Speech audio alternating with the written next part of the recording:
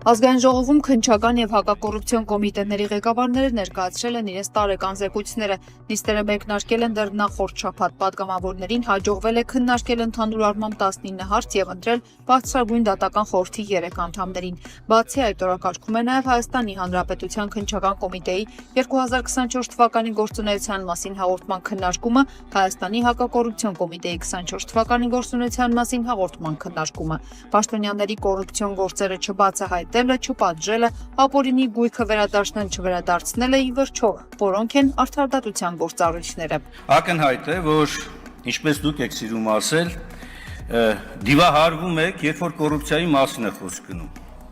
Անհասկանալի է իսկապես, երբ որ պարզ հարց, երբ որ հնչում է ինչ եք անում հրապարակվող տեղեկատվության վերաբերյալ, նման բուռն արձագանք է ստալիչում լինում ավելին, եւ երբ որ Նիկոլ Փաշինյանը Սամբյոնից հրապարակային հայտարարում է եւ նաեւ կրկնում են մի շարք պատգամավորներ, որ գյուղը գնում է, պահանջում են նախագահներին նստեցնել։ Անկեղծ ասած, այստեղ նստած եւ ոչ մենակ այստեղ նստած, նաեւ ստեից դուրս այդ երևույթներից հետո քաղաքացիները իզնից էլ պահանջում են, թե ինչու օրինակ օրենսդրական փոփոխություն չեք առաջարկում բարձրագույն պաշտոնատար անձանց հոգեբուժական բժշկական քննություն անցկացնելու պահանջը դնելու եւ պարբերաբար այդպիսի պահանջով առաջնորդվելու համար։ Հիմա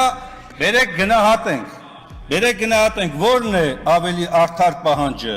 օրենսդիր մարմնի ներկայացուցիչներից, օրենսդրական նախաձեռնություն անելը, թե արդարադատության ֆունկցիան վերցնելը։